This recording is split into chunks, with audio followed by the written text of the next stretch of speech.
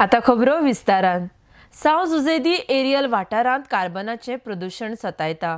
थळाव्यांक मेकळो श्वास घेवपाक कठीण जाता। हाच्या आड जागृताय हाडून विरोध उक्तावपाक थळाव्यांनी इश्कोलाच्या माणकुल्या भुरग्यांच्या सांगातान पणजेत रॅली काढली। आरडीएक्स गोवा खातीर पणजेच्यान निलेश परवार। गेली 45 वर्सां आमकां हे कार्बनाच्या प्रदूषणान खूब त्रास भोगचे पडटात। हो कार्बन गोवा कार्बन फॅक्टरींतल्यान भायर सरून येता। हो कार्बन कणाच्या रुपान येता।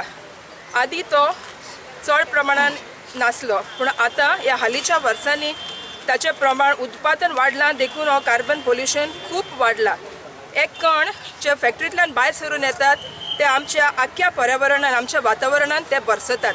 ते आमच्या झाडांचेर, ल्हान तशें व्हड झाडांचेर सेटल जात बसतात। तशेंच आमच्या घरांचेर, जावं ती नोळ्यांची घरां, टॅरसाची घरां, खंयचीय घरान तो चुकना। नोळ्यांचेर बसता, टॅरसाच्या घरांनी तो भितर येता। दीस आनी रातभर आमकां दारां बंद करून रावची पडटात। एक बॅल्कनीन पासून आमकां येवंक आमकां मेकळे पडना। तातूंत काम करपी खूब कर्मचारी पासून टीबी सारके दुयेंसान मेल्यात। आनी दुसरी जावं दमाची, जी आमकां जिवनभर केन्नाच दमा नासलो, तो ह्या कार्बनान आतां आमकां दमा मारूंक लागला। उलोवंक पासून आमकां आतां ताकत नाशी अशी दिसता, कित्याक ह्या कार्बनाच्या प्रदूषणान। आनी ही आमची ल्हान भुरगीं हो सगळो कार्बन दीस रात खातात। घरान ल्हान जी बाळां आसात, दिमकुऱ्यांनी चलतात, तांच्या हाताक पांयाक तशेंच पूर्ण आंगाक हो कार्बन आसता। आनी तो धुवन पासून वचना, रगडल्यार पासून हो कार्बन वचना, कित्याक तो चिकट आसता। जाल्यार आमी जें कितें भोगलां वो भोगतात ती અહીંયા आमची 2000 भुरग्यांची स्कॉलान आसात, लागींच स्कॉल आसा। ह्या भुरग्यांक ते सगळें खावचो पडटा कार्बन। जाल्यार आमकां हो कार्बन पूर्णता 100% जे पोल्यूशन जाता, जे प्रदूषण जाता तें बंद जाल्लें जाय। आनी ह्या आमच्या भुरग्यांक फुडाराक आमकां दुयेंसां जाल्लीं नाकात। आयज आमी हांगा आयिल्लीं, आमकां अरेस्ट कर म्हूण सांगलें पुलिसान, आमकां करूंक ना। पूण फुडाराक जर हे प्रदूषण अशेंच चालू उरलें जाल्यार आमी ह्या आमच्या 2000 भुरग्यांक घेवन आमी रस्त्यार येतलीं। कार्बन तणांत जिवीत फोंडांत तर हीच आमची गोत जाल्या। ही गोत आमच्या भुरग्यां सगळें घडोवंक आमकां नाका।